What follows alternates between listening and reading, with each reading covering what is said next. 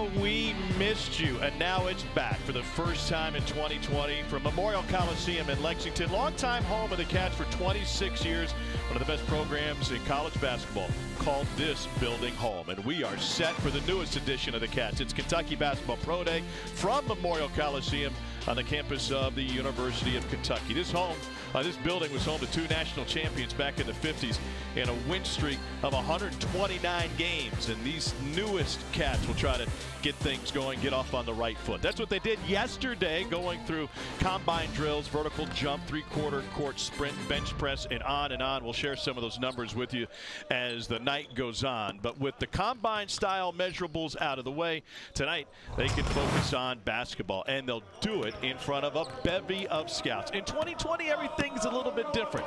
So the scouts are going to zoom in to watch this event tonight from Memorial Coliseum. But for the first time, really, these players are under the watchful eyes of guys who hold their future in their hands after this guy that Cal puts on that baseline, runs off those baseline screens, similar to what Tyler Hero did last year, and become a knockdown shooter.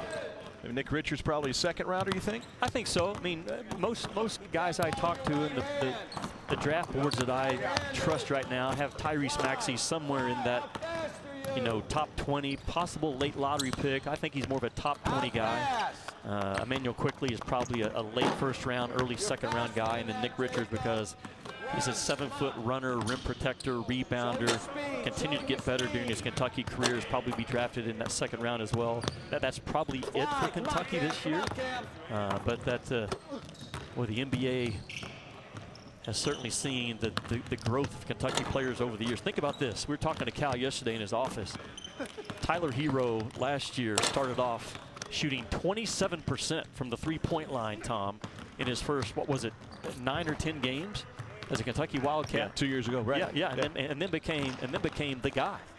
So it's not so much where you start off right now. It's you come to Kentucky because you're not afraid to compete against dudes every day. And if you don't, you'll get your lunch eaten, and if you do, you'll get better. Good job, Davion. 73 participants, by the way, on the big board watching via the Zoom right now.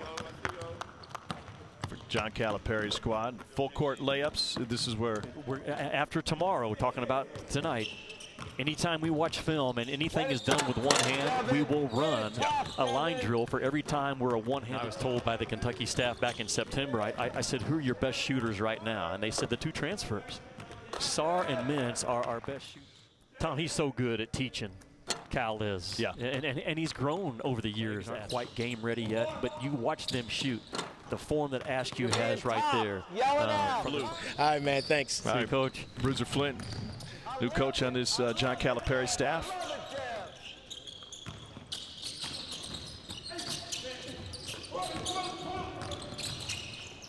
Good, I like it, Dev. I like it, Dev. Devin. Most importantly about Askew, if you're going to be a Kentucky point guard, he is uber competitive. I think he can handle the hard coaching that he's going to get from Calipari. And he is a worker. He's young. He reclassified, just 18 years of age. He should be a high school senior right now, and just might get the keys to the. It's an off-season unlike anybody's ever been through, right? I mean, not only does your season end early, mid-March last year, but then limited in how much work you can do with the guys. What have you done? All up right now and say, listen, this is what you need to know going forward. What would that be tonight on November the 12th? The biggest thing I try to tell my teammates is that you're not in it alone. Because at times, it's going to be hard.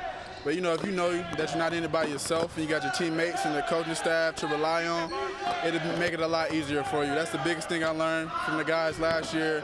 Every time I was down on myself or I felt like, I couldn't get through, they was all pandemic has, made us stay inside of this bubble and, really rely on each other and to talk to one another. We've had some very deep conversations also with the stuff that's going on in the world, going on in our country. So I feel like in a normal year, you probably won't be, pushed to have those type of conversations. But, with this year, with everything that's going on, we kind of took a step back in. How do you react to that as a coach? Well, what I'm proud of is the competitive spirit that I saw. And let me pay,